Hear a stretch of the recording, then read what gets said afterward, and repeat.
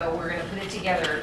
It's like thousands of dollars per minute to make a film.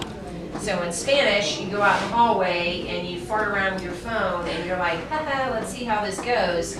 But in actual production, they're paying for the lighting people, the sound people, the actors, the extra, the catering truck, production assistant, the setting, the location costs. They're paying for all that stuff, and time is money.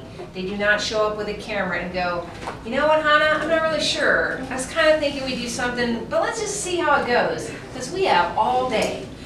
Sometimes they'll change around the camera, but they usually come in with a plan. I want to show Hannah, she is afraid. I want to show her from a long angle to show how she is isolated and fearful. Or I want to highlight the fear in her eyes, so I'm going to do a close-up and I'm going to have the lighting behind her or whatever. Those things are all drawn out, and there are artists, if you're an artist, that make very good money creating storyboards. And it's not just for cartoons, it's for live action and for advertisements. So what we're going to be doing is creating a storyboard, except we're going to be doing it with audio. So we're going to be thinking about, just like a filmmaker or an advertiser might do, to think about the sequence and the transitions. I like that word that you use, the transitions that you're going to use to tell your story or your audio podcast. Okay? One quick note as I'm passing this out is the annotations that we just turned in, kind of highlighted your research. I want to just reassure you that as if you were doing some research, and as you are doing your research, you start to find that your original take, and I know that happened with Hannah, her original take started to kind of turn a little bit the more that she did some research. I think, Raina, you and your partner had that same experience, where the more research you did, the more you were like, well, actually, I think I want to focus in on this, or originally, and that is absolutely what should happen when you're doing research. Because if you start with an idea and you haven't really researched, if you already know what you're going to do, you're not allowing the research to be able to inform and guide you.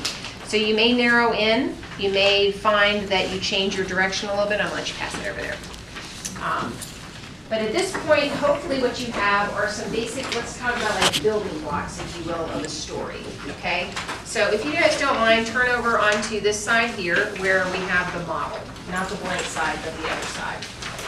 So you guys can take a look at this. I'm pretending that I am creating a podcast. I changed my name to be Lisa McRae. And I'm going to pretend that I'm doing a podcast on the fascinating subject of eco-friendly cosmetics. And I know for sure that Grant is thrilled, and I can't wait to hear about my eco-friendly cosmetic podcast. But let's say that I've got a few bits of details. I've done some research, and I found out about how it affects the economy. I found out about how they help the earth. I found out about some of the different products lines that are out there, some dealing with skincare, some actually dealing with cosmetics. I wanted to get the voice of the people, so I did a couple of interviews with kids in the cafeteria, and now I've got like basically all these little chunks of information, and I want to put it together in a way that's going to be interesting and tell the story in the manner that I want to tell the story. Janan, you remember when we listened to the Radio Lab podcast on race? What did you notice about that? What did we talk about? Use sound effects for transitions. Right, so they had to make a decision about when and where they were going to do that. It was pretty complicated though, right? So I do know that I'm not expecting you guys to have anything quite that sophisticated. They have like, professionals that work on that. But you do want to think about where you're going to put sound, and you'll notice on this outline format, you have an opportunity to consider where you might want to put sounds or sound effects. So if you're trying to do something like the Pixar one that you guys are working on, maybe there's a sound effect or boing, boing, boing, or something. Maybe a better sound effect, I don't know. Your audition one might be a I don't know. So see what you can find. But you're going to want to think about where it is that you're going to put some information in there. So I'm going to show you another way that you can do this, which is a little bit more visual. So I'm going to bring this up here, and I will have both of these available for you on Edmodo. So what I did here, and you know I'm a sucker for office supplies. This is my preference. I love sticky notes. But I would suggest that you not do it on a desk, because it's going to be hard to turn the desk in. Well, you can do it on a poster. You can do it on your desk. You can do it. You can take it on my desk, or you can take a picture of it, like like so. But basically for each one of those little building blocks, I made a sticky note. And then I sort of laid out the way that I wanted to portray the story.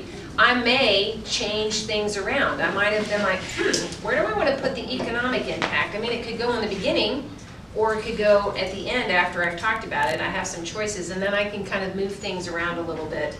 You can do the same thing with that where you cut and paste if you're using a document, which is fine.